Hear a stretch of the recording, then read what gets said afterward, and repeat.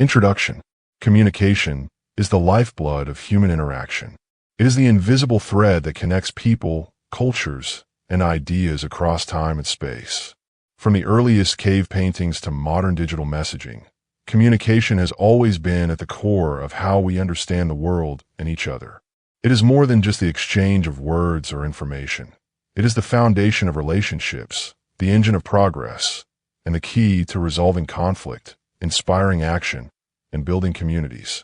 At its essence, communication enables individuals to express thoughts, emotions, intentions, and values. It bridges the gap between isolated minds, allowing for the creation of shared understanding.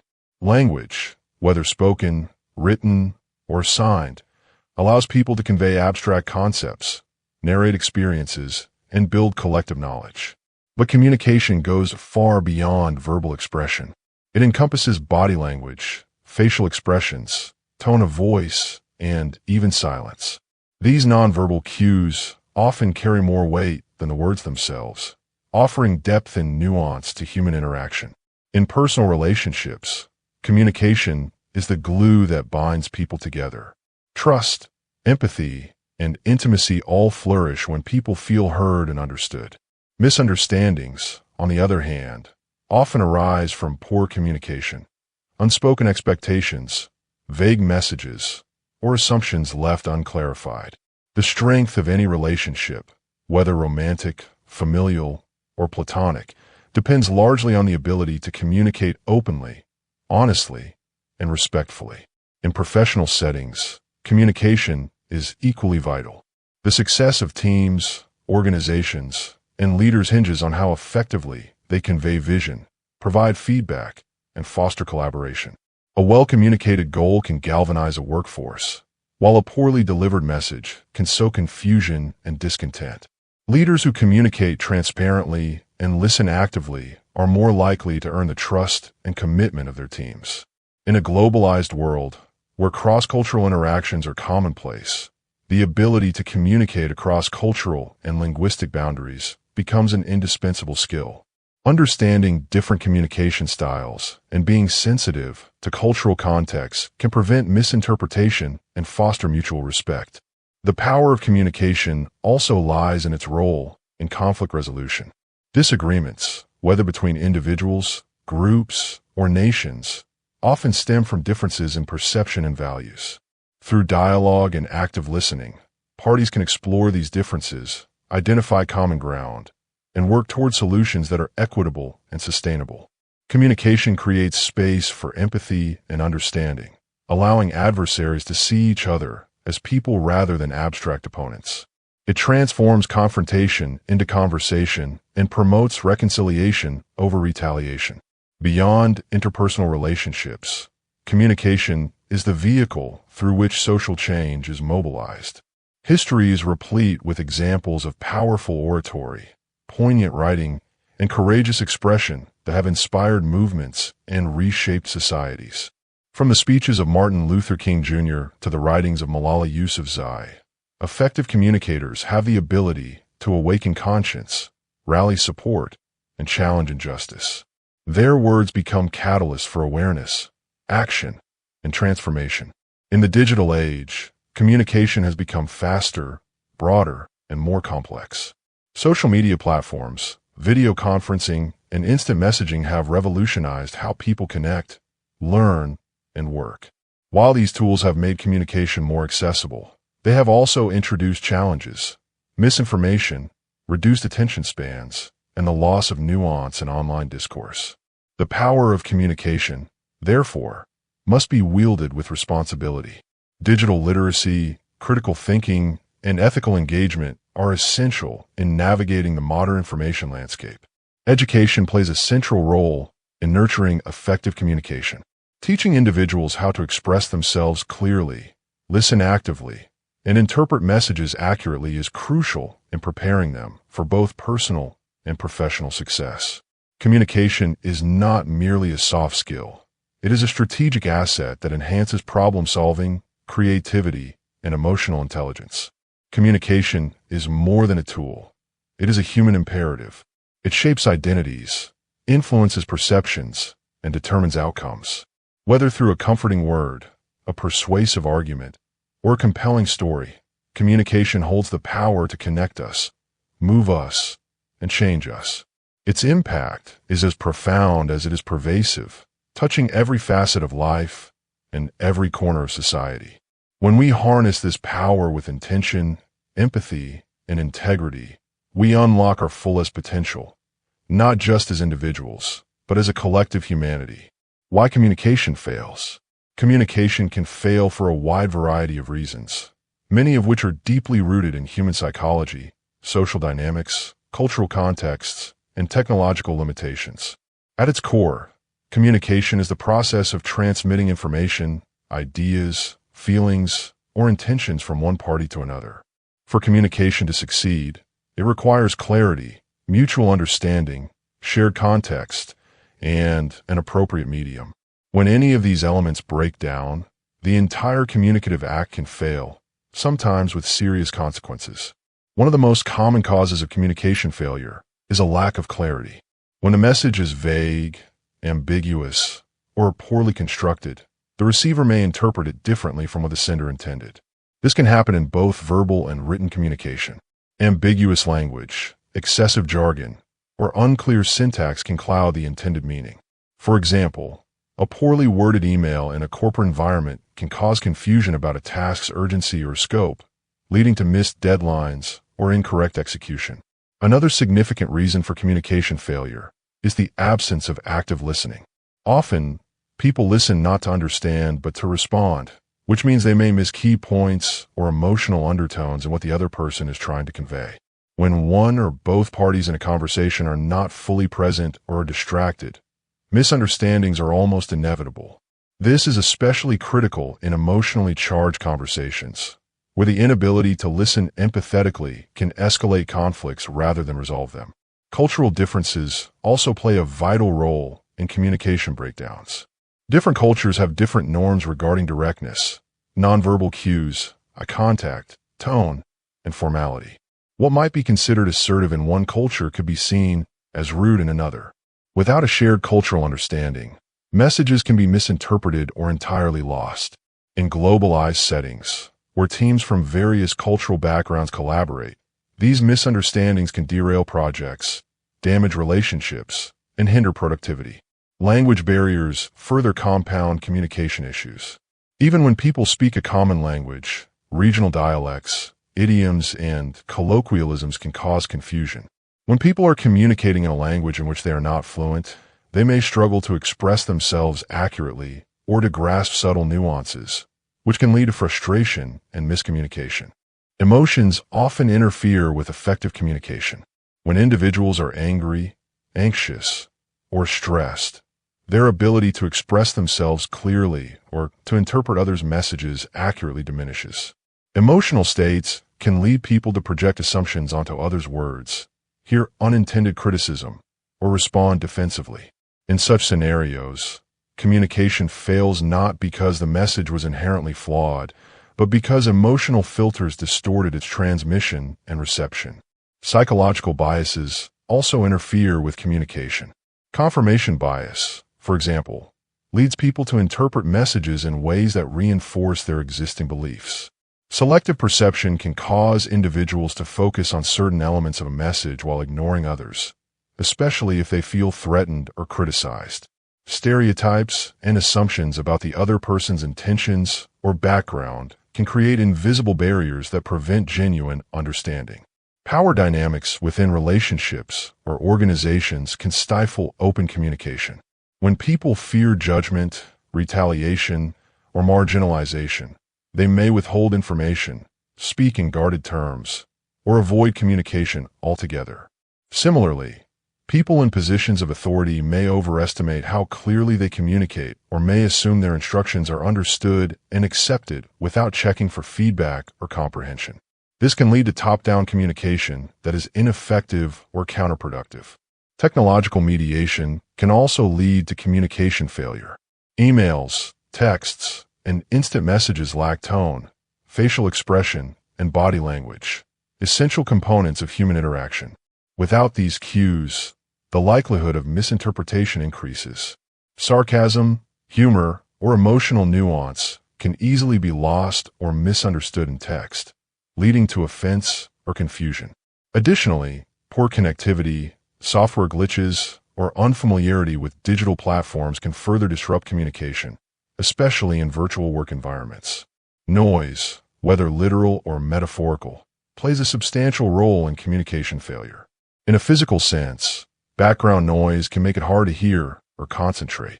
In a metaphorical sense, noise refers to any distraction, interference, or competing information that obscures the message. In the digital age, information overload is a prominent source of noise, where critical messages get buried under a flood of emails, alerts, and content, reducing their impact and increasing the risk of them being ignored. Assumptions and lack of feedback can also make communication fail. People often assume that once they've spoken or sent a message, it has been understood as intended. Without feedback mechanisms, such as questions, clarifications, or summaries, it's difficult to verify whether the message was received accurately. Communication is inherently a two-way process, and when feedback is absent, it becomes a monologue rather than a dialogue. Communication fails for reasons that span the psychological, cultural, emotional, and technological realms. Recognizing these pitfalls is the first step toward improving communication. It requires a commitment to clarity, empathy, cultural sensitivity, and active engagement. Only by addressing the root causes of communicative breakdowns can individuals and organizations foster more meaningful, effective conversations. Chapter 1. The Communication Equation. The communication equation, expressed as verbal plus nonverbal plus emotional intelligence, encapsulates the multi-layered process through which humans share meaning, forge relationships, and influence one another. To understand communication in its totality, it is crucial to examine not only the spoken word, but also the unspoken signals and the emotional acumen that govern human interaction.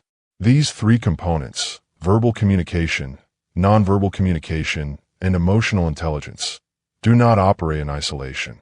They intertwine dynamically to shape the effectiveness and clarity of the communicative act.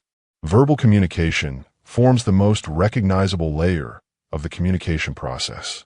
It includes the words we choose, the structure of our language, tone, clarity, pacing, and even vocabulary tailored to a specific audience or context. Verbal communication is essential for conveying facts, ideas, instructions, and arguments. It can be formal or informal, direct or nuanced, logical or poetic. The power of verbal language lies in its ability to be structured and intentional, allowing for precision in message delivery. However, language alone often falls short in conveying the full spectrum of human expression. Misunderstandings and ambiguity can still arise even when words are carefully selected, highlighting the need for a broader perspective on communication. This leads us to nonverbal communication, which encompasses body language, facial expressions, eye contact, gestures, posture, proxemics, use of space, and paralanguage, tone, pitch, volume, and speech rate. Nonverbal cues often carry more weight than verbal content, particularly in emotionally charged or sensitive situations. For instance, a person's tone and facial expression may contradict their words, revealing hidden emotions or intentions. In some cultures, nonverbal behaviors hold as much, if not more, significance than spoken words, making it imperative to understand the cultural context. The subtlety and immediacy of nonverbal signals enable people to communicate complex feelings quickly and often unconsciously. A sigh, a smile, or a furrowed brow can instantly alter the perceived meaning of a verbal message, reinforcing or undermining it. While verbal and nonverbal elements form the expressive foundation of communication, emotional intelligence, EI, acts as the guiding framework that governs how messages are delivered and received. Emotional intelligence refers to the capacity to recognize, understand, manage, and influence emotions, both one's own and those of others. A person with high emotional intelligence is not only aware of their own emotional states, but also empathetic to the emotions of others, allowing for more nuanced and effective communication. Emotional intelligence involves skills such as active listening, emotional regulation, conflict resolution, and social awareness. It promotes trust, facilitates cooperation, and reduces misunderstandings. The presence or absence of emotional intelligence can dramatically affect the outcome of communication. For instance, in a high-stakes conversation such as performance feedback or conflict resolution, emotional intelligence allows individuals to navigate delicate topics with sensitivity and tact. It ensures that verbal and nonverbal signals align authentically and respectfully, fostering an environment of mutual understanding. Without emotional intelligence, even well-structured verbal and nonverbal communication may come across as cold, dismissive, or manipulative. When verbal communication, nonverbal cues, and emotional intelligence are in harmony, communication becomes more than just an exchange of information. It becomes a shared experience.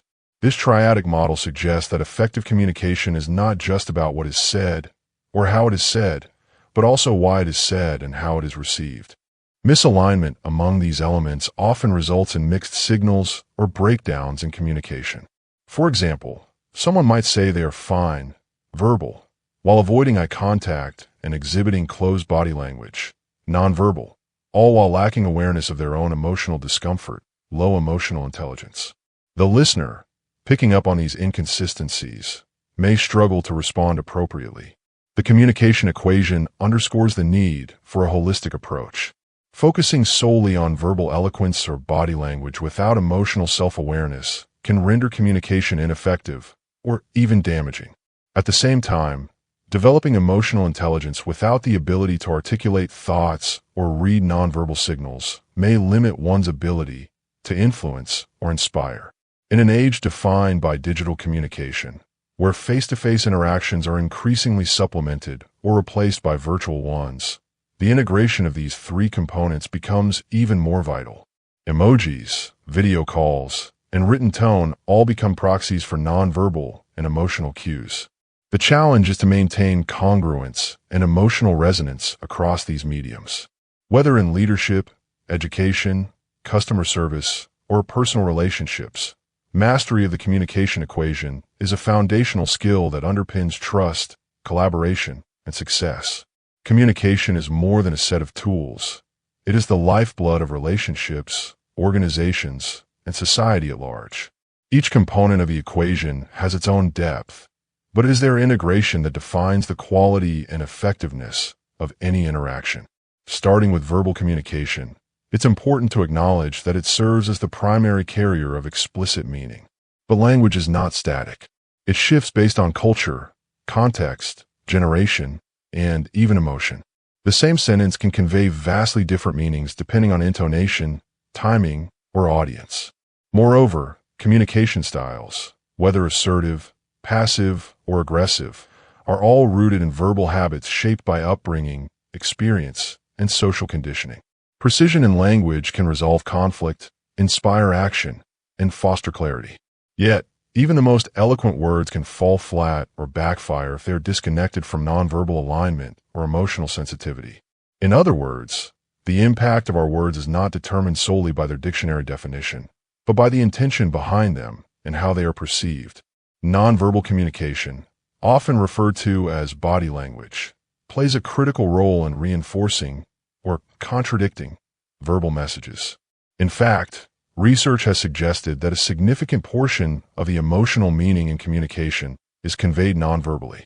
Consider the difference between saying, "I'm fine," with a warm smile and open posture versus saying the same phrase while arms are crossed and the eyes are cast downward. These signals tell the listener whether to accept the verbal message at face value or to probe deeper. Nonverbal cues operate largely on a subconscious level. We often read them before we've even registered the words being spoken. This is especially true in high-stakes situations where trust and authenticity are key. In such moments, nonverbal congruence becomes the litmus test for truthfulness and emotional presence. The third pillar, emotional intelligence, is perhaps the most critical and yet the least visible. Emotional intelligence acts as the glue that binds verbal and nonverbal communication. It enables a speaker to monitor not just what they are saying or how they are presenting themselves, but also why they are saying it, how it will land, and what the other person may be feeling in return. Emotional intelligence requires a deep level of self-awareness, recognizing one's own emotions and understanding their effects on communication. It also involves empathy, the ability to tune into the emotional states of others and respond with attuned compassion. An emotionally intelligent communicator will pause to consider their emotional state before speaking, regulate their tone in a heated discussion, and notice when someone's nonverbal cues suggest confusion or discomfort, even when words haven't been spoken. They can decode underlying emotional messages and adapt their approach accordingly. This adaptability is especially vital in leadership, parenting, counseling, and cross-cultural interactions. Emotional intelligence turns communication from a transactional exchange into a relational engagement. When communication fails, it is rarely due to a lack of vocabulary or knowledge. More often, breakdowns occur because the communication equation is imbalanced. Someone might speak eloquently, verbal, but seem insincere, nonverbal, or unaware of their own biases and triggers, emotional intelligence. Others may exhibit empathy, emotional intelligence, but struggle to articulate their thoughts clearly, verbal. This imbalance leads to misunderstandings, eroded trust, and emotional distance. In organizational settings, the integration of all three elements can determine the culture and performance of a team. Leaders who communicate with clarity, verbal, authenticity, nonverbal, and empathy, emotional intelligence, create psychological safety, a space where people feel heard, respected, and motivated to contribute. Teams with such leaders are more innovative, resilient, and engaged.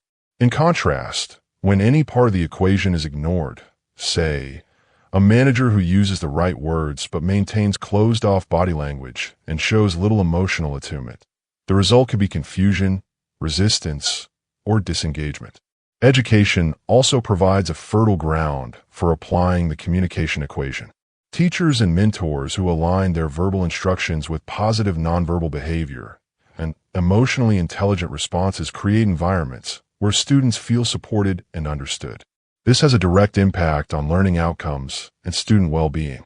Similarly, in therapeutic settings, the alignment of speech, body language, and emotional attunement becomes the foundation of healing and growth. As communication increasingly moves into the digital realm, new challenges arise.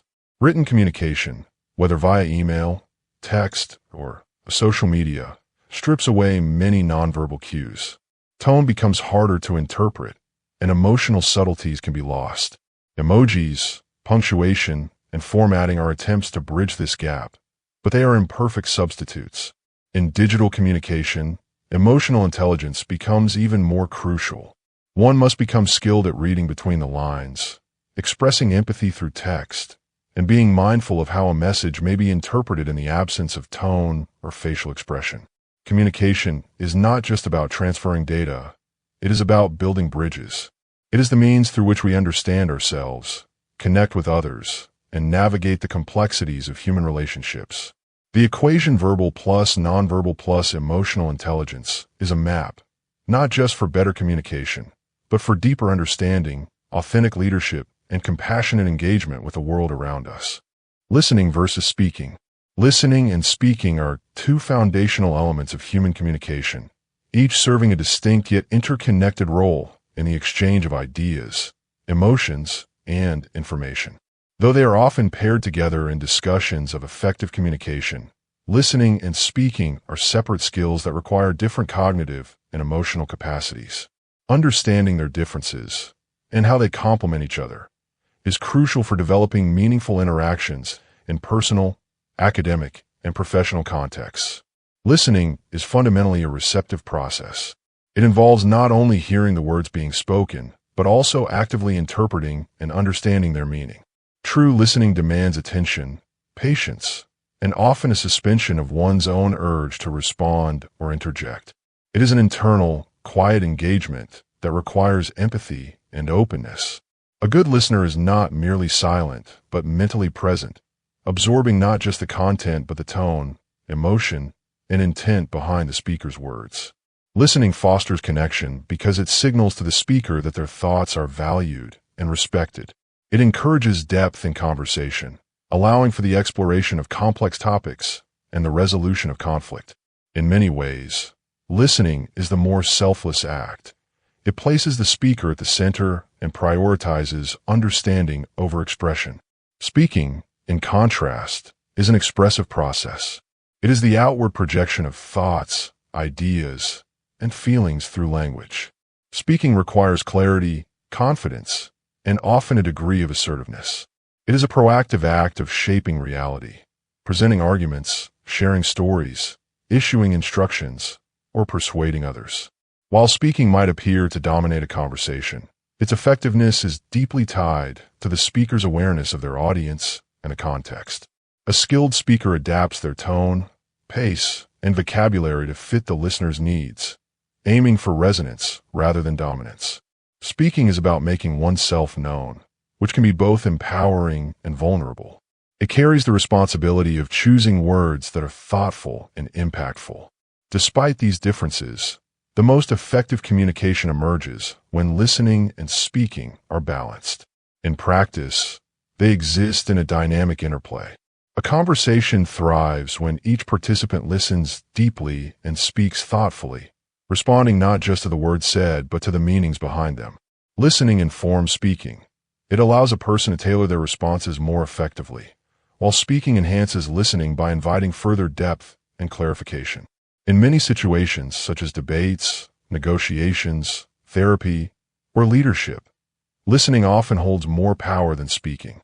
It enables one to read between the lines, uncover unspoken concerns, and build trust. Conversely, in moments that require advocacy, instruction, or inspiration, speaking becomes the dominant force. However, even then, a speaker who listens to feedback, to the emotional climate, to the unspoken cues, will be more persuasive and authentic. One of the challenges in today's fast-paced, digitally mediated world is that speaking often overshadows listening. Social media, public discourse, and even everyday interactions sometimes reward those who speak the loudest or most frequently, rather than those who listen with care. This imbalance can lead to misunderstanding, polarization, and a decline in genuine dialogue. Cultivating listening as a conscious skill is therefore more important than ever.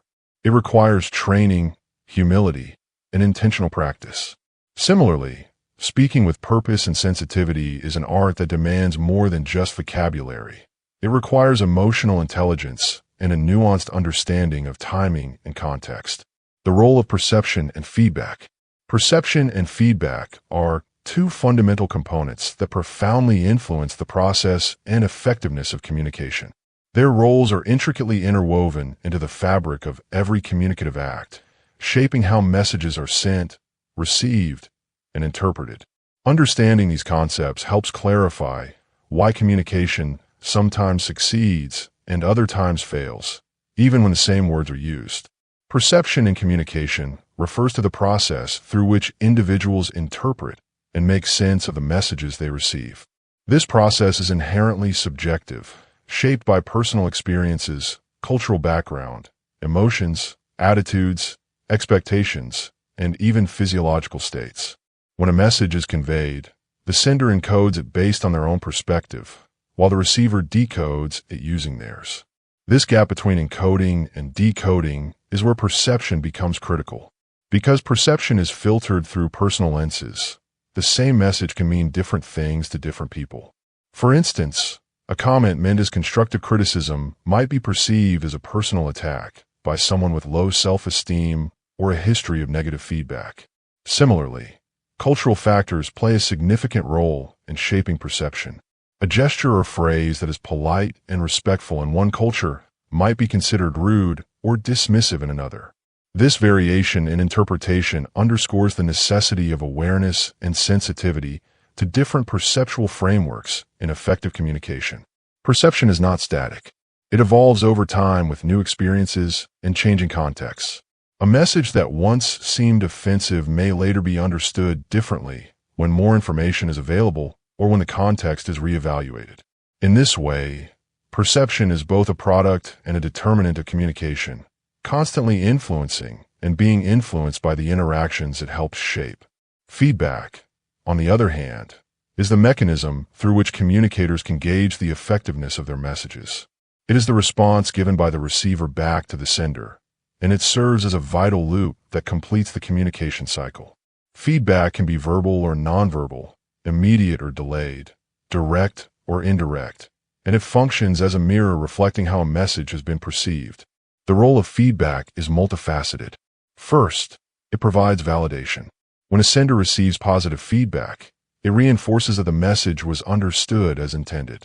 This confirmation encourages the continuation of similar communicative behavior and strengthens mutual understanding.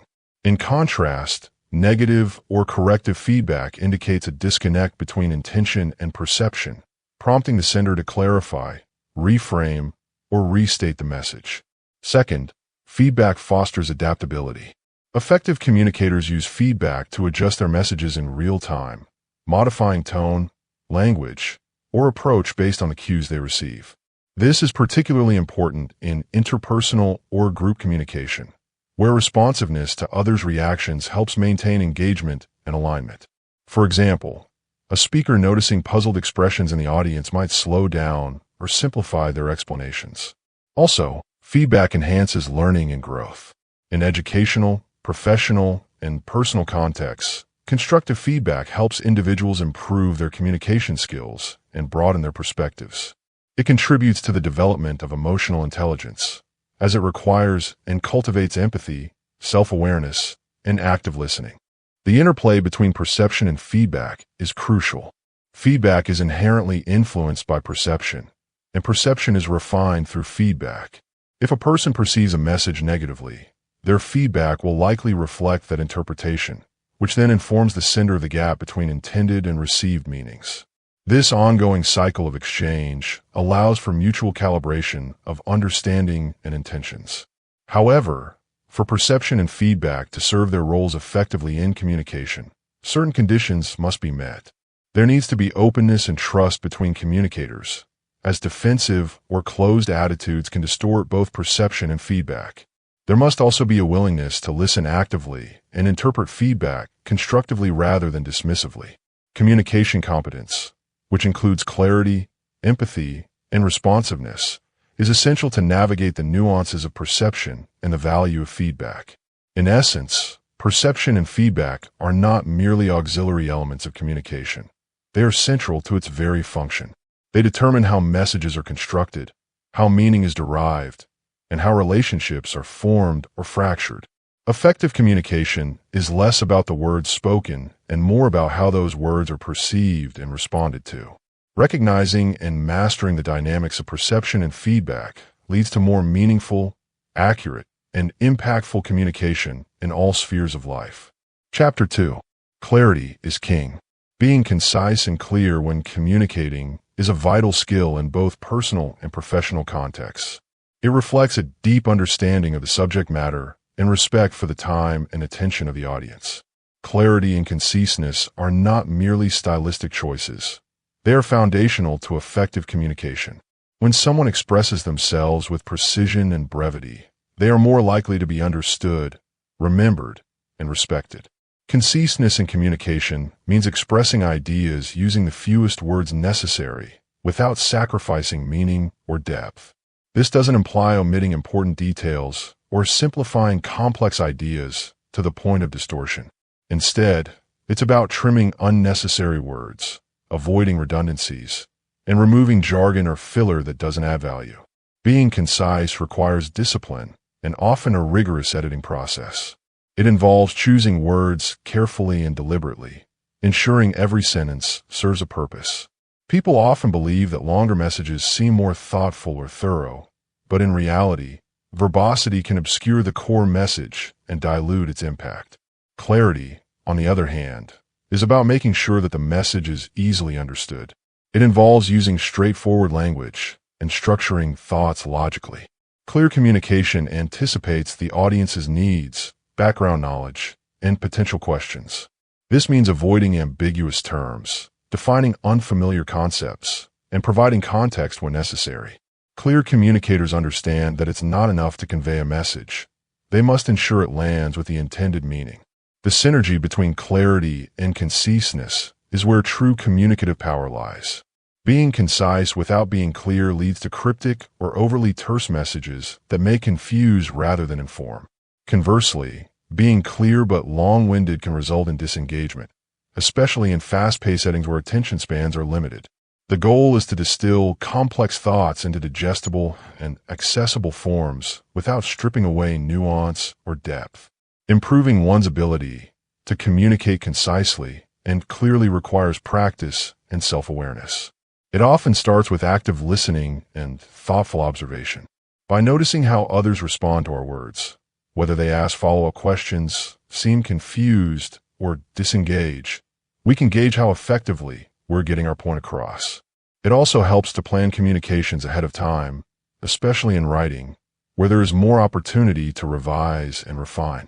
Reading widely, especially well-edited writing, can also sharpen this skill. Great writers are often models of clarity and conciseness. They demonstrate how to wield language with precision, how to balance brevity with richness, and how to make complex ideas accessible without being simplistic. The ability to be concise and clear is one of the most powerful tools in any communicator's toolkit. It enhances understanding, builds trust, and enables more efficient exchanges of ideas. Whether you're writing an email, giving a presentation, or having a conversation, focusing on these qualities will not only make your communication more effective, but will also elevate your credibility and influence. Communicating clearly and concisely is not an innate skill for most people. It's developed with intentional effort. It involves rethinking how we formulate and deliver our messages, whether in speech or writing. At its core, clear and concise communication is about transmitting ideas in a way that requires minimal effort for the recipient to understand. This is particularly crucial in environments where time, attention, and resources are limited, such as in business, academia, leadership roles, or even everyday interactions. Being concise helps eliminate information overload, maintains the listener's or reader's attention, and sharpens the focus of your message. Clarity ensures that what you say is easy to grasp, minimizing the risk of misinterpretation. The combination of the two creates communication that is efficient and impactful. Action steps to communicate more concisely and clearly. 1. Start with a core message. ****. Before you begin speaking or writing, identify your main point. Ask yourself, what do I need my audience to understand or do as a result of this communication? Having a clear objective prevents you from wandering off topic or including unnecessary details. Summarize your main idea in one sentence to keep yourself focused. 2. Know your audience. ***. Tailor your language, tone, and level of detail to the people you're communicating with. For example, explaining a technical concept to an expert will look very different than explaining it to a layperson. Anticipate their questions, prior knowledge, and expectations. Clear communication is not just about what you say, but how your audience hears and interprets it. 3. Use simple, direct language. ***. Avoid jargon, buzzwords, and overly complex vocabulary unless they are necessary and understood by your audience. Use concrete terms instead of abstract ones when possible. For example, instead of saying, optimize operational efficiency, you might say, find ways to save time and reduce waste in daily tasks. 4. Eliminate filler and redundancy. ***. Words like very, really, actually, or phrases like due to the fact that, or in order to can usually be removed or replaced with shorter equivalents. Reread what you've written or rehearse what you want to say, and cut anything that doesn't directly support your core message. 5. Use active voice and strong verbs. ***. Active voice is more direct and easier to understand than passive voice. For example, the team completed the project is clearer than the project was completed by the team. Strong verbs reduce the need for excessive adjectives or explanations, creating a cleaner message. 6. Structure your message logically. ***. Organize your ideas in a way that guides your audience naturally from one point to the next. Begin with the most important information, then provide supporting details. If you're giving instructions, Present them in a clear sequence. This prevents confusion and makes your communication easier to follow. 7. Practice intentional pauses in speaking. Asterisk asterisk. When speaking, don't rush to fill silence with words.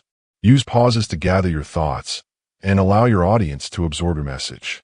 Speaking slowly and intentionally improves clarity and gives you time to be more deliberate with your word choice. 8. Ask for feedback. Asterisk asterisk. Regularly solicit feedback from trusted peers, mentors, or audiences. Ask them whether your message was clear, what parts confused them, and how you could improve. Feedback helps you identify blind spots in your communication style and refine your delivery. Incorporating these practices consistently will gradually transform your communication style. You'll become someone who is easy to listen to, easy to read, and easy to understand. Traits that build trust, increase influence, and improve collaboration. Chapter 3. Active listening. Active listening is a deeply engaging and intentional process of hearing not just the words someone is saying, but also understanding the meaning, emotions, and intentions behind those words. It goes far beyond the mere act of hearing sounds. It is a conscious effort to fully connect with the speaker, demonstrating empathy, attention, and respect. To truly listen requires being present in the moment, setting aside distractions, assumptions, and personal judgments, and focusing wholly on the other person's communication. At its core, active listening means creating a safe space where the speaker feels heard and valued. This involves more than just passive reception of information. It requires the listener to actively interpret the speaker's verbal and nonverbal cues, such as tone of voice, facial expressions, and body language. By doing so, the listener gains a richer, fuller understanding of the speaker's experience. This process fosters trust and encourages open, honest dialogue, as the speaker perceives that their message is genuinely received and considered. True listening demands humility and patience. It involves resisting the impulse to interrupt or immediately respond with advice or judgments. Instead, the listener holds back their own agenda, allowing the speaker to express themselves fully. This restraint is essential because it honors the speaker's autonomy and their right to share their story in their own way. Listening actively also means asking clarifying questions when appropriate, not to challenge, but to deepen understanding, and reflecting back what has been heard to confirm accuracy. This reflective feedback helps to validate the speaker's feelings and ensures that misunderstandings are minimized. Emotionally, active listening is a form of empathy in action. It requires tuning in to the underlying feelings that might be unspoken or subtly hinted at. Recognizing and acknowledging these emotions communicates care and concern, which can be profoundly comforting to the speaker. This emotional resonance transforms communication from a transactional exchange of facts into a meaningful human connection. When one truly listens, the experience is transformative for both parties. The speaker feels supported and understood, which can be empowering and healing. The listener gains insight, perspective, and sometimes even a deeper understanding of themselves through the act of empathic engagement. This reciprocal dynamic cultivates stronger relationships, whether personal, professional, or communal. Active listening is an art of presence. It means showing up with an open heart and an open mind, ready to absorb and appreciate the fullness of another person's expression. It rejects the distractions of multitasking or superficial hearing, and instead invites a deeper kind of connection where the listener becomes a witness to the speaker's truth. This kind of listening enriches communication, nurtures relationships, and fosters a culture of respect and understanding. It is a practice that, when cultivated, holds the power to transform conversations into moments of genuine human connection. Active listening is much more than just hearing words. It is an immersive and deliberate engagement with another person's communication, both spoken and unspoken. It requires full presence and attention, which means intentionally putting aside distractions such as phones, background noise, or even one's own wandering thoughts. When we truly listen, we acknowledge the speaker as a whole person, not just a conveyor of information, and we invite their message into our awareness without judgment or interruption. This deep form of listening involves a kind of mindfulness. It asks us to be fully in the moment, paying close attention to the nuances of the speaker's voice, the shifts in their body language, and the emotions that lie beneath their words. For example, when someone's tone softens or their eyes well up with tears, these are powerful cues that reveal more than words alone can express. Active listening recognizes these layers and allows the listener to respond with empathy rather than haste. Truly listening also means suspending the impulse to formulate our own response while the other person is speaking. Often, when we listen, we are actually preparing what to say next, which pulls our attention away from the speaker's actual message. Active listening challenges this habit by encouraging us to focus solely on understanding before replying. This is a shift from a conversational mindset focused on responding to one centered on absorbing and comprehending. When we engage in active listening, we also embrace humility. We accept that we do not have all the answers and that someone else's experience is valid and worthy of our full attention. This openness is vital because it creates a sense of safety for the speaker, allowing them to share authentically without fear of dismissal or interruption.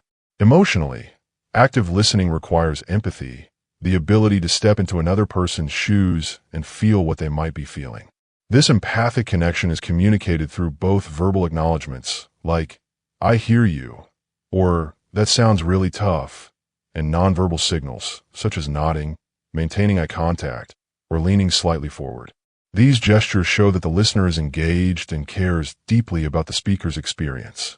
Beyond building trust and strengthening relationships, active listening improves the quality of communication and problem solving.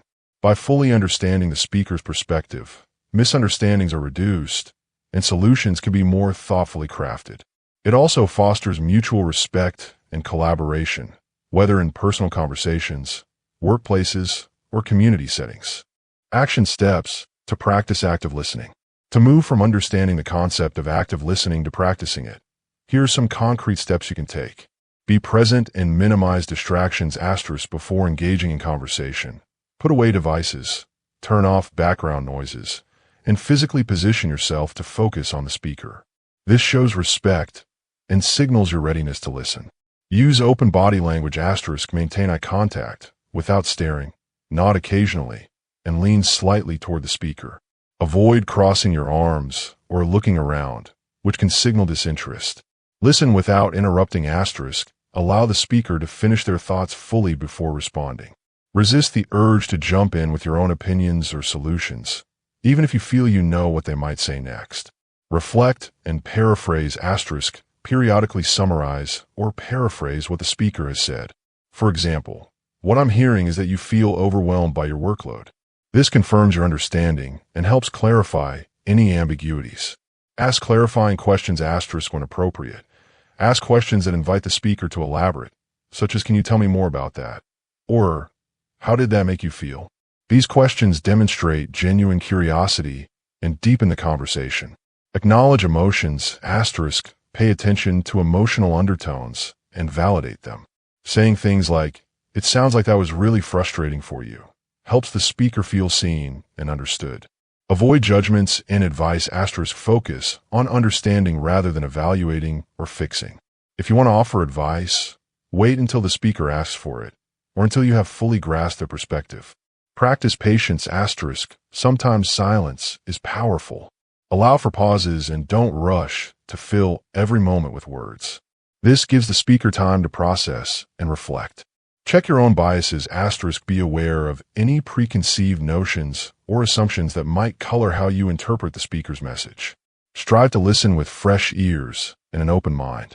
Follow up * after the conversation, especially if it involves sensitive topics. Follow up later to show continued support and interest. This reinforces that your listening was not superficial but meaningful.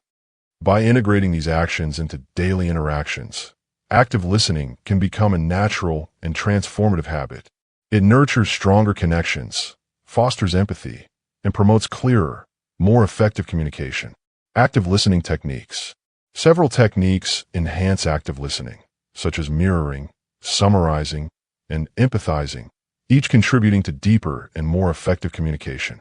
Mirroring is a powerful active listening technique where the listener subtly reflects back the speaker's words, tone, or body language. This method helps validate the speaker's feelings and shows that the listener is engaged and attentive.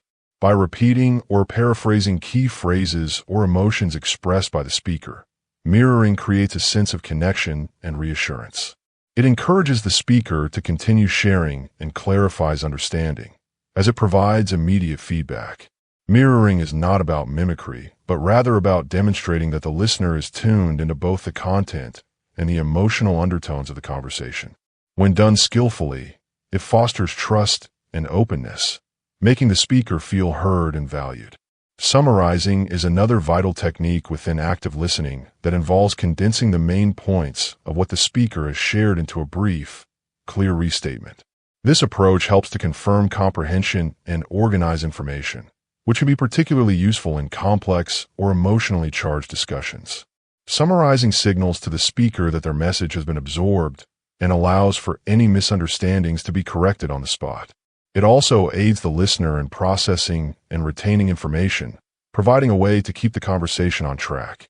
Rather than interrupting or rushing to respond, summarizing involves pausing thoughtfully to reflect the essence of the speaker's words, which can enhance clarity and build rapport. Empathizing takes active listening to a deeper, emotional level. It requires the listener to not only understand the speaker's words, but also to resonate with their feelings and perspectives. Empathy involves putting oneself in the speaker's shoes, recognizing their emotional state, and responding with genuine care and sensitivity. This technique communicates compassion and validation, helping to create a safe space for honest and open dialogue. When a listener empathizes, they acknowledge the emotional reality of the speaker without judgment or dismissal. Empathy fosters emotional connection and can diffuse tension, making it easier for people to express themselves fully. It is an essential element in building meaningful relationships and resolving conflicts. Together, these techniques, mirroring, summarizing, and empathizing, form the backbone of effective active listening. They enhance understanding, reduce miscommunication, and promote a collaborative, respectful exchange of ideas and feelings. Mastery of these skills not only improves personal and professional interactions, but also enriches the quality of human connection by ensuring that voices are truly heard and honored. Here are some clear action steps you can take to practice and strengthen active listening techniques like mirroring, summarizing, and empathizing. To practice mirroring, start by paying close attention to the speaker's choice of words, tone, and body language. When they express an idea or emotion, gently repeat or paraphrase their key points back to them in your own words. For example, if someone says, "I've been feeling overwhelmed with work lately," you might respond with, "It sounds like work has been really stressful for you." This doesn't mean you repeat everything verbatim, but reflect enough to show you're tuned in. Also, observe their body language and try to adopt a similar, relaxed posture or facial expression to build rapport without seeming forced. When using summarizing, focus on capturing the main themes or ideas the speaker is communicating. After they finish a thought, take a brief moment to mentally organize what they said and then offer a concise summary such as, "So, you're saying that the deadlines have been tight and it's affecting your ability to balance things?" This helps confirm your understanding and gives the speaker a chance to clarify or expand. Practice this by slowing down your responses and resisting the urge to jump in with your own opinions too quickly. Summarizing can be especially helpful in meetings or conversations where a lot of information is exchanged. To develop empathizing, consciously remind yourself to be present and open to the speaker's emotional experience. Listen not just to the words, but also to the feelings behind them. If someone shares a challenge or expresses frustration, acknowledge those feelings with phrases like, "That sounds really tough," or "I can see why you'd feel that way." Avoid offering immediate solutions or minimizing their emotions. Instead, focus on validating their experience. Try to imagine how you would feel in their situation, and let that understanding guide your response. Empathy grows stronger when you cultivate patience and curiosity about the speaker's inner world. In all these techniques, it's important to maintain eye contact, nod affirmatively, and use appropriate facial expressions to show you're engaged. Avoid distractions like checking your phone or thinking about what you'll say next.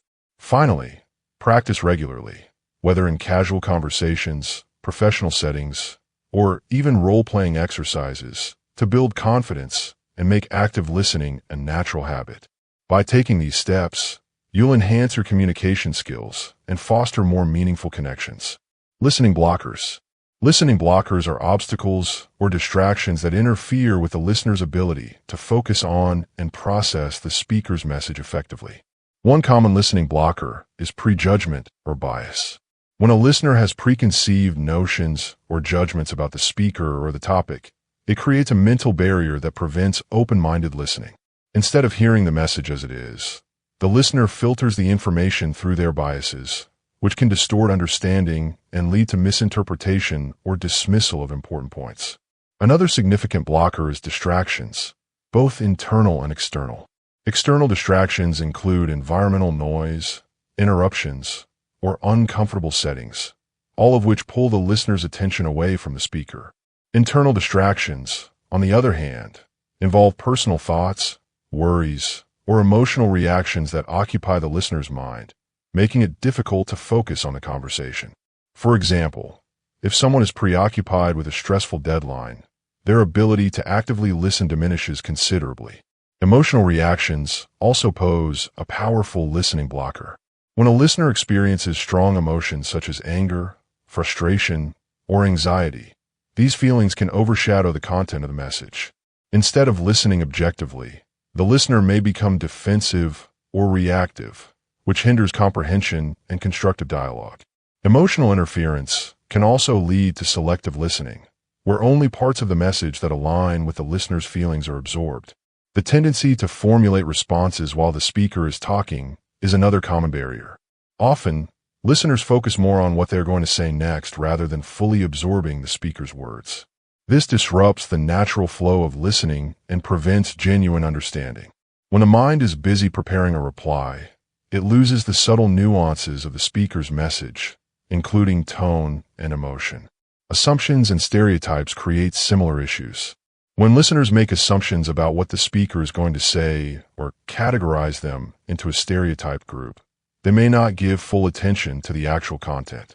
This kind of tunnel vision limits the openness necessary for effective active listening and can cause misunderstandings or missed opportunities for meaningful connection.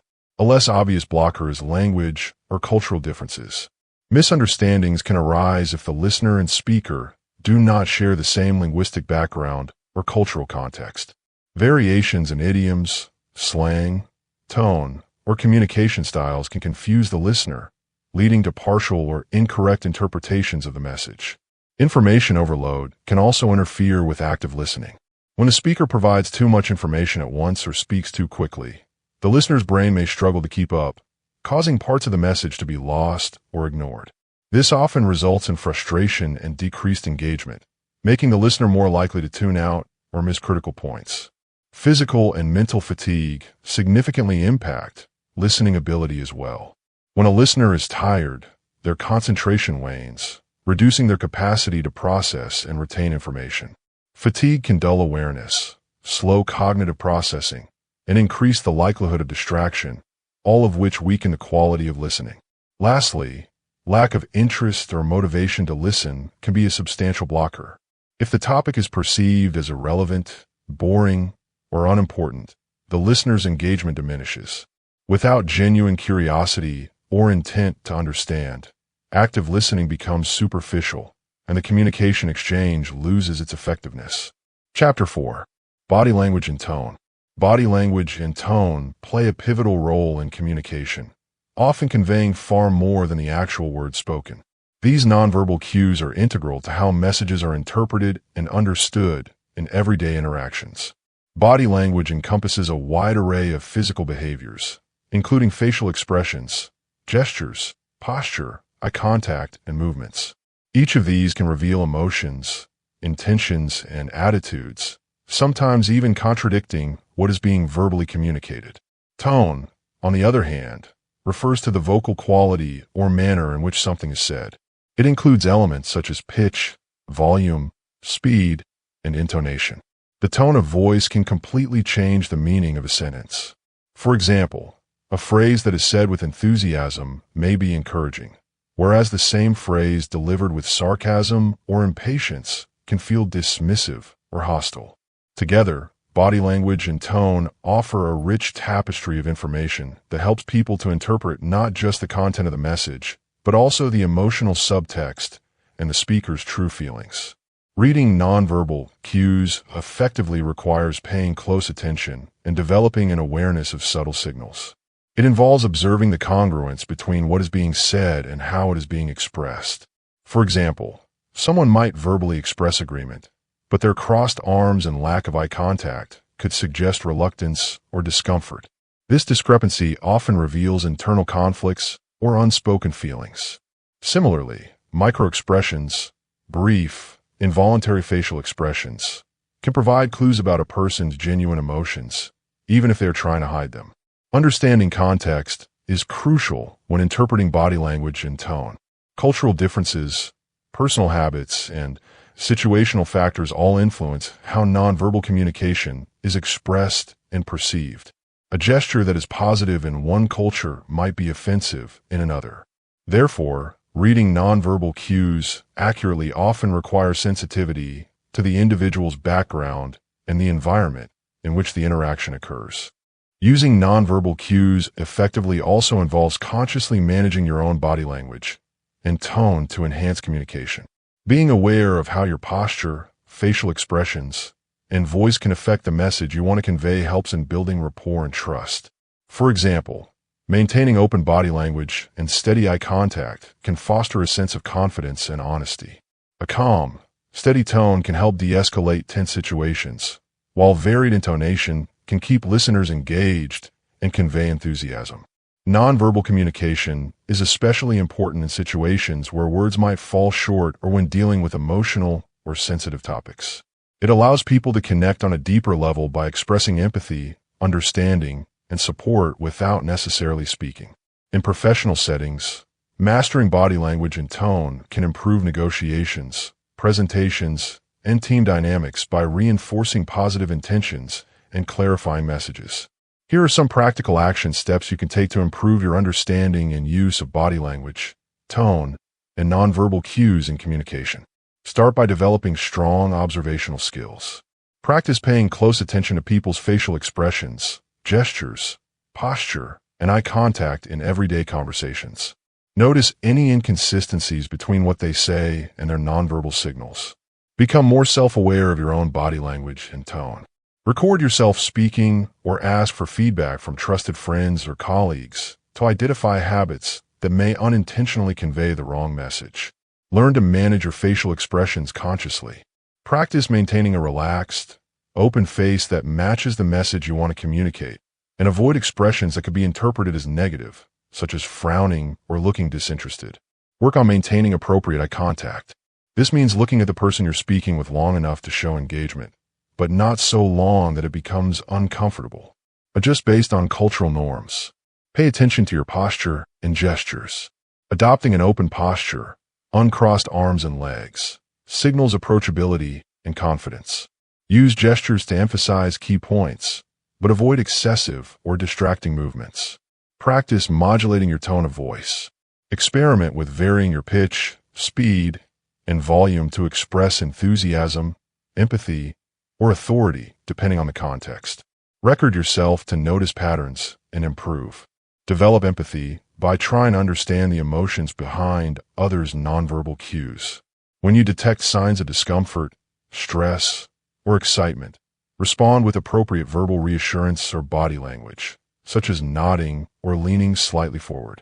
Seek to clarify ambiguous messages by asking open-ended questions. For example, if someone's words and body language don't align, gently check in with them to better understand their true feelings or thoughts. Educate yourself on cultural differences in nonverbal communication. When interacting with people from different backgrounds, be mindful that gestures, eye contact, and personal space might have different meanings. Use practice scenarios or role-playing to improve your nonverbal communication skills. Engaging in exercises with friends, mentors, or coaches can provide valuable feedback and help build confidence. Lastly, be patient and persistent. Developing these skills takes time and conscious effort, but the improvements in your interpersonal communication will be well worth it. Chapter 5. Asking the right questions. Asking the right questions is a profound skill that underpins effective thinking, learning, and communication. Open and closed questions represent two fundamental types of inquiries used in communication and everyday conversations. Understanding the distinctions between them, as well as their respective advantages and disadvantages, is crucial for effective dialogue, information gathering, and decision-making. Closed questions are designed to elicit specific, often brief responses. These questions typically limit answers to a set of predefined options, such as yes or no, a number, or a short phrase. For example, asking, "Did you attend the meeting?" or "How many people were present?" demands a straightforward, concise answer. Closed questions are valuable when clarity, precision, and quick data collection are essential. They help in confirming facts, narrowing down options, and simplifying data analysis because the responses are easy to categorize and quantify. This makes them especially useful in surveys, exams, and situations requiring binary or specific information. In contrast, open questions invite more elaborate and detailed responses. These questions encourage respondents to share their thoughts, feelings, opinions, and experiences without constraints. Asking, "What did you think about the meeting?" or "How do you feel about the project?" allows for a wide range of answers, offering richer, deeper insights. Open questions foster dialogue and exploration, enabling a more comprehensive understanding of a person's perspective. They are particularly useful in interviews, counseling, brainstorming sessions, and any context where nuance and complexity are valued. One of the most significant differences between open and closed questions lies in the level of control they offer to the respondent. Closed questions restrict responses, steering the conversation towards specific, manageable outcomes. Open questions, conversely, give respondents freedom to express themselves, which can lead to unexpected insights or reveal underlying motivations and emotions. This freedom, however, can also result in responses that are off-topic, overly long, or difficult to interpret. From a practical standpoint, closed questions can streamline communication and make it easier to compare and analyze data. For example, in customer satisfaction surveys, closed questions allow businesses to quantify satisfaction levels quickly, making it easier to identify trends and measure performance. Open questions, however, provide context to those numbers by uncovering the reasons behind customer opinions, highlighting issues that may not have been anticipated by the survey designers.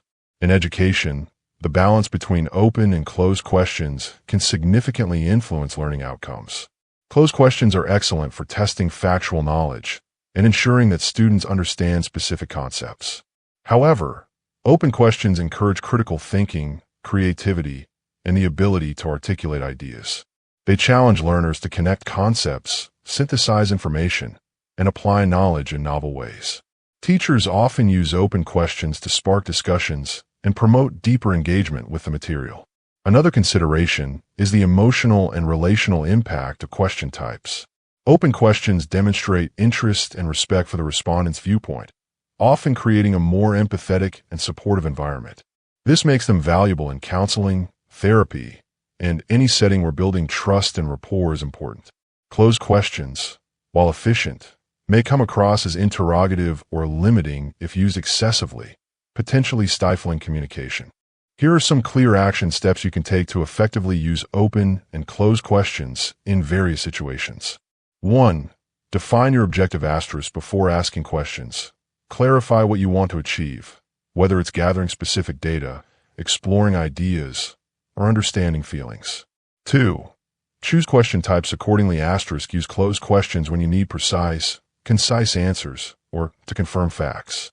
Opt for open questions when you want detailed explanations, opinions, or insights. 3. Prepare questions in advance. Asterisk especially for interviews, surveys, or meetings. Draft a balanced mix of open and closed questions to guide the conversation effectively. 4. Start with closed questions to establish context. Asterisk begin with closed questions to gather basic information or facts. Then transition into open questions to explore deeper understanding. 5. Encourage elaboration. Asterisk when using open questions. Listen actively and encourage respondents to expand their answers by following up with prompts like, "Can you tell me more?" or "Why do you think that?" 6. Be mindful of timing. Use closed questions to keep conversations focused and efficient, especially when time is limited. Use open questions when time allows for more in-depth discussion. 7. Avoid overloading with open questions. Too many open questions in a row can overwhelm respondents. Mix in closed questions to maintain clarity and control of the dialogue. 8. Analyze responses based on question type. For closed questions, quantify and categorize answers. For open questions, look for themes, emotions, and detailed insights. 9. Adapt to the respondent style. Notice if the person prefers brief or detailed answers, and adjust your questioning style accordingly to foster better communication. 10. Reflect and improve. After conversations or data collection, review how well your questions achieve your objectives and refine your approach for next time. Socratic questioning. One of the most influential methods of inquiry known for cultivating this skill is Socratic questioning, named after the ancient Greek philosopher Socrates. Socratic questioning is not merely about asking questions, but about asking the right questions, those that challenge assumptions, clarify concepts, uncover underlying beliefs, and promote deeper understanding. This technique encourages critical thinking by pushing individuals beyond superficial answers and prompting them to explore the foundations and implications of their thoughts. Socratic questioning is characterized by its disciplined, systematic approach to dialogue. It involves carefully crafted questions designed to stimulate reflection, reveal contradictions, and foster insight. Unlike typical questioning, which might seek factual or straightforward responses, Socratic questioning aims to explore the why and how behind ideas. This method fosters an environment where learners are guided to examine their reasoning processes critically, recognize gaps in their knowledge, and reconsider their positions. At the core of Socratic questioning is the idea that knowledge is not simply transferred from one person to another, but is actively constructed through inquiry and dialogue. Socrates himself rarely gave direct answers. Instead, he engages interlocutors by asking probing questions that force them to think rigorously and articulate their beliefs clearly. This method has endured through centuries because it aligns with the natural human capacity for curiosity and self-reflection. Effective Socratic questioning typically involves several types of questions. For instance, questions that seek clarification help to ensure that ideas are understood correctly and precisely. These questions might ask for examples, definitions, or elaborations on a concept, preventing misunderstandings and encouraging detailed thinking. Questions that probe assumptions challenge the foundations of arguments or beliefs, prompting individuals to identify and scrutinize what they are taking for granted. This process is crucial because assumptions often go unexamined and can weaken reasoning if left unchecked. Other questions in the Socratic method focus on probing evidence and reasons. They encourage examining the basis for claims and the validity of supporting information, which cultivates skepticism toward unsupported assertions. Additionally, questions that explore alternative viewpoints encourage openness and empathy, broadening perspectives and fostering intellectual humility. Lastly, questions about implications and consequences help individuals foresee the potential outcomes of their beliefs or actions, encouraging responsible and thoughtful decision-making. The practice of Socratic questioning extends beyond philosophy and education. It is a vital tool in many fields such as counseling, law, medicine, and management. In counseling, for example, therapists use this technique to help clients examine their thoughts and feelings critically, leading to greater self-awareness and emotional growth. In law, questioning is central to cross-examinations where attorneys challenge witnesses to reveal the truth. In medicine, doctors may use it to understand patients' symptoms and concerns more thoroughly. In management and leadership, asking the right questions can drive innovation, solve complex problems, and enhance team collaboration by surfacing diverse ideas and uncovering hidden issues. The effectiveness of Socratic questioning depends significantly on the skill of the questioner. It requires patience, active listening, and the ability to adapt questions based on responses. The goal is not to trap or embarrass, but to facilitate a genuine search for understanding. This requires creating a safe and respectful environment where individuals feel comfortable expressing their thoughts and doubts. In a broader sense, asking the right questions through the Socratic method is a way of cultivating intellectual humility and curiosity. It reminds us that our knowledge is often limited and that wisdom lies in recognizing those limits. It encourages an ongoing process of inquiry rather than accepting easy answers or fixed opinions. By engaging in this kind of questioning, individuals become better thinkers, communicators, and learners, equipped to navigate complex information and diverse viewpoints. Here are some practical action steps to effectively apply Socratic questioning and ask the right questions in your daily life. First, cultivate a mindset of curiosity and openness. Approach conversations and problems with a genuine intention to understand, rather than to simply prove a point or win an argument. This attitude creates a foundation for meaningful inquiry. Next, practice active listening. Pay close attention to what others say, and resist the urge to jump to conclusions or respond immediately. Understanding the full context allows you to ask questions that truly probe the core of the issue. Start by asking clarifying questions to make sure you fully grasp the speaker's meaning.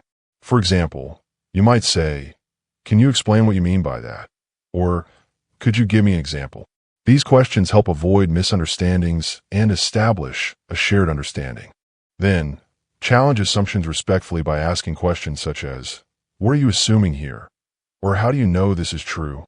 This invites deeper reflection and encourages people to examine the foundations of their beliefs. Encourage exploration of evidence and reasoning by asking, "What evidence supports this idea?" Or, "Why do you think this is the case?" This helps distinguish well-supported ideas from opinions or guesses.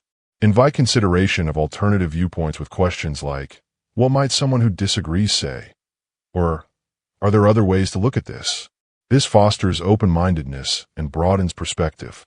Ask about implications and consequences by posing questions such as, "What might happen if we follow this approach?" Or, "What are the potential risks or benefits?" This step encourages thoughtful decision-making and foresight. Be patient and give space for thoughtful answers. Don't rush to fill silences. Sometimes reflection needs a moment. This patience can lead to more insightful and honest responses. Finally, reflect on the questioning process itself. After a dialogue, think about which questions were most effective and how the conversation deepened understanding. Continuous practice and reflection improve your skill over time. By integrating these steps into conversations, learning environments, or problem-solving sessions, you develop the habit of asking the right questions, fostering clearer thinking, richer dialogue, and more meaningful outcomes. Chapter 6. Giving and Receiving Feedback. Giving and receiving feedback is a crucial skill that fosters growth, learning, and improvement in both personal and professional settings. Feedback, when delivered and received effectively, can act as a powerful catalyst for development. However, the process requires sensitivity, clarity, and a constructive approach to ensure it serves its intended purpose rather than causing resentment or misunderstanding. Giving feedback begins with a mindset that the purpose is to help the other person improve or recognize their strengths. This requires approaching the conversation with empathy and respect, understanding that everyone has vulnerabilities and areas they may be sensitive about.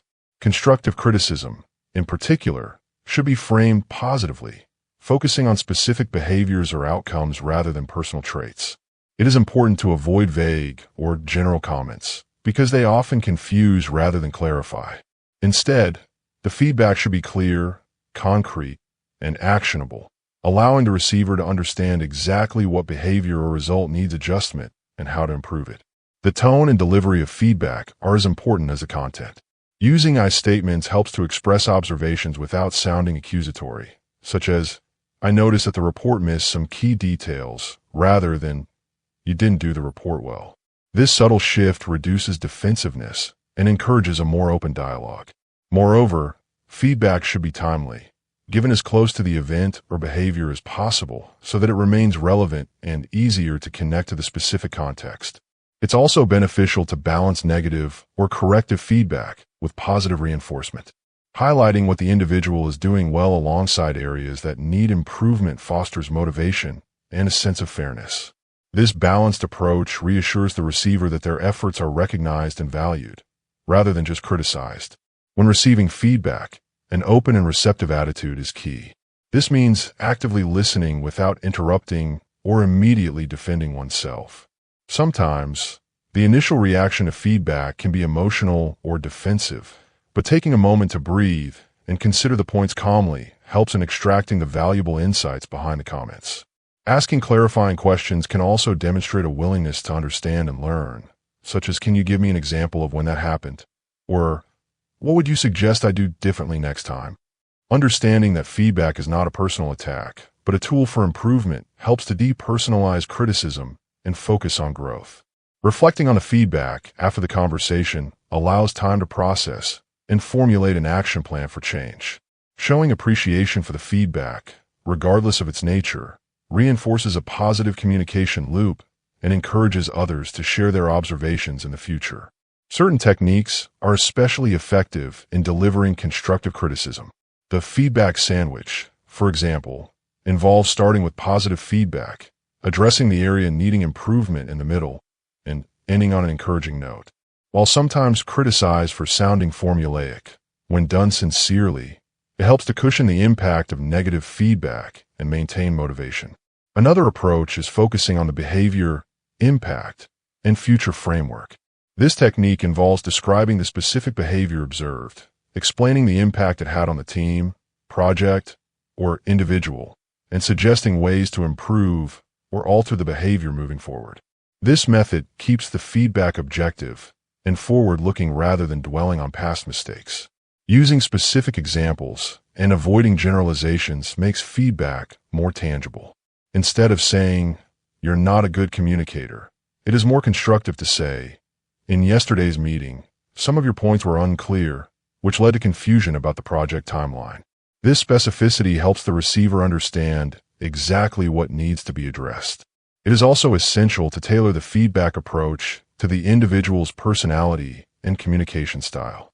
Some people respond better to direct and straightforward feedback, while others may need a gentler, more diplomatic tone. Being perceptive to these nuances can make the feedback process more effective and less confrontational. Feedback is an essential element of effective communication and personal development. It serves as a mirror reflecting behaviors, actions, and outcomes, helping individuals gain insights that might otherwise remain hidden. However, feedback, particularly when it includes criticism, can be a delicate exchange. The way it is delivered and received can either build confidence and motivation or damage self-esteem and relationships. This delicate balance underscores why a nuanced understanding and skillful approach are critical. When giving feedback, one of the foundational principles is to create a safe and supportive environment. This means ensuring the timing and setting are appropriate, private enough to avoid embarrassment, but conducive to an open conversation. Public criticism often triggers defensiveness and shame, which block constructive dialogue. In contrast, a calm, private setting invites openness and reduces anxiety. Additionally, before launching into feedback, it is helpful to seek permission or gauge the readiness of the recipient. Phrases like, "Would it be okay if I shared some thoughts about your presentation?" Or, "Can I give you some feedback on the project?" show respect and prepare the person mentally to receive input. Empathy is the cornerstone of effective feedback. When the giver of feedback puts themselves in the shoes of the receiver, they can better tailor the message. This involves recognizing the receiver's emotional state, their motivations, and possible stressors. A feedback session is not just about information transfer. It is about managing emotions and perceptions. When constructive criticism is delivered with empathy, it feels less like judgment and more like guidance. The language used in feedback greatly influences how it is perceived. Avoiding absolute terms such as always or never prevents the receiver from feeling unfairly judged. Similarly, focusing on I statements instead of you statements softens the impact and keeps the conversation collaborative rather than confrontational.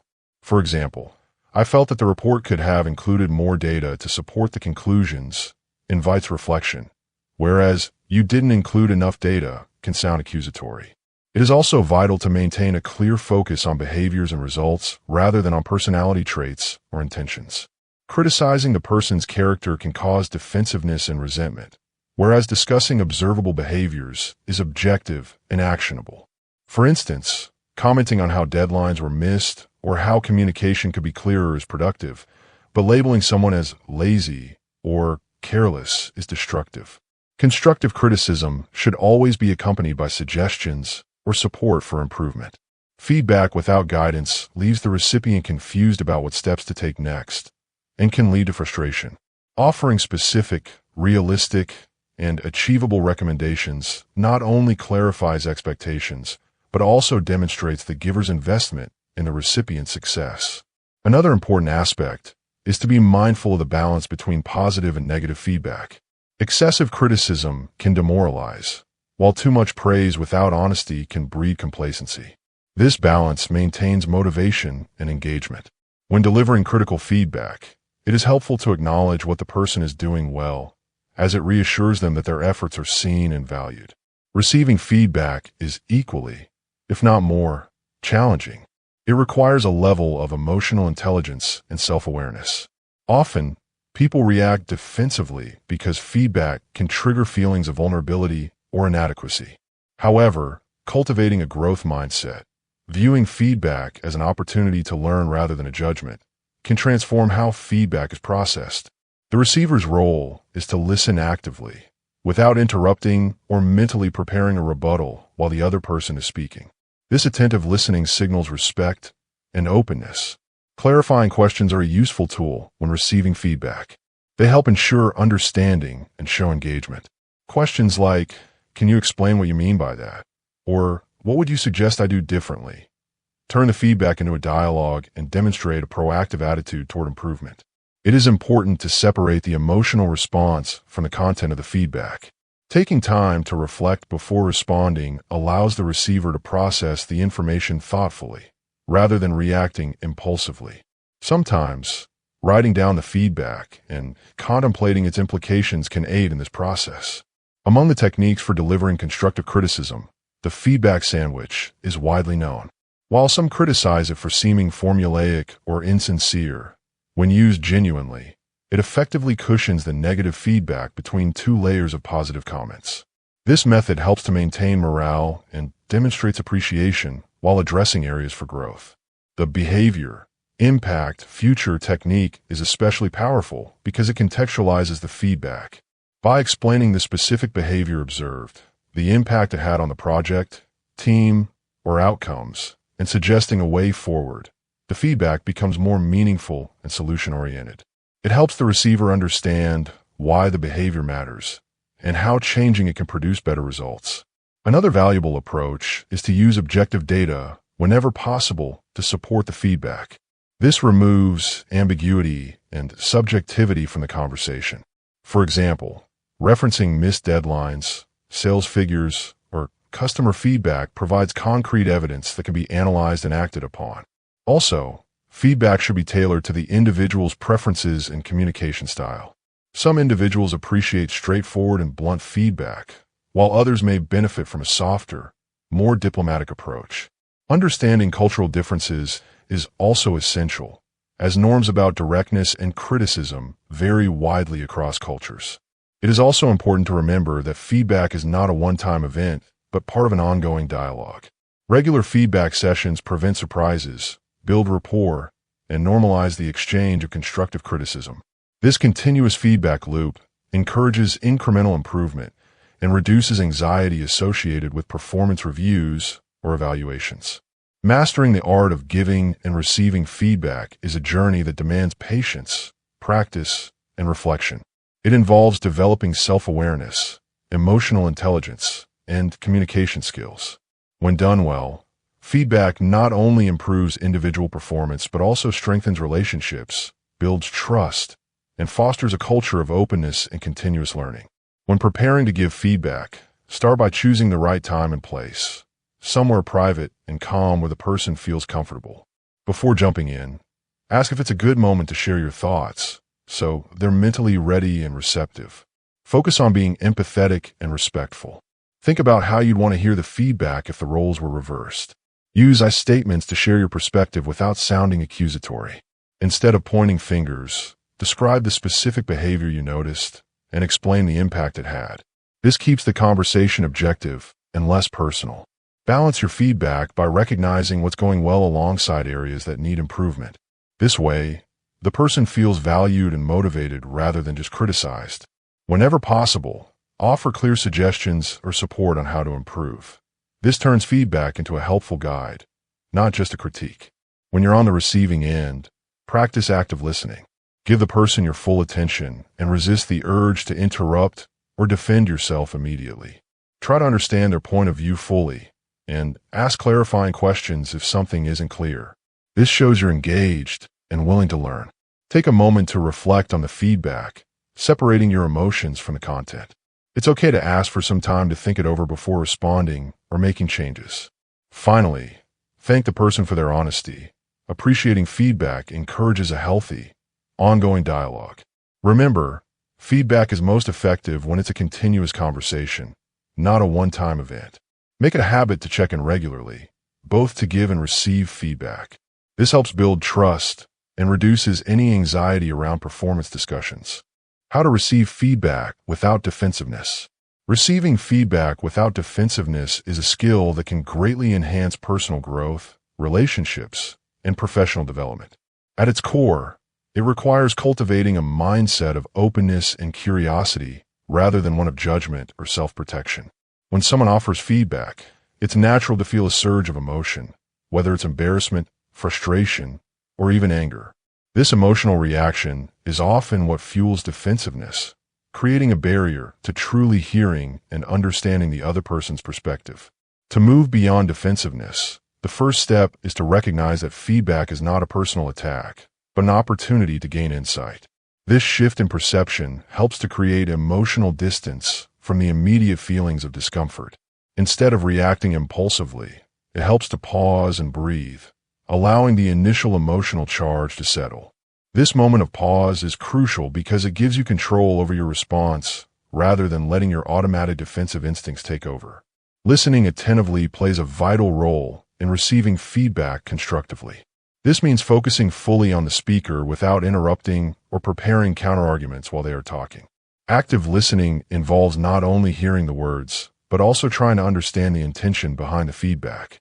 Often, feedback comes from a place of concern or a desire to help improve a situation, even if it's not communicated perfectly. When you listen with empathy and genuine curiosity, it becomes easier to appreciate the feedback's value rather than dismiss it outright. Another important element is to separate the feedback from your self-worth.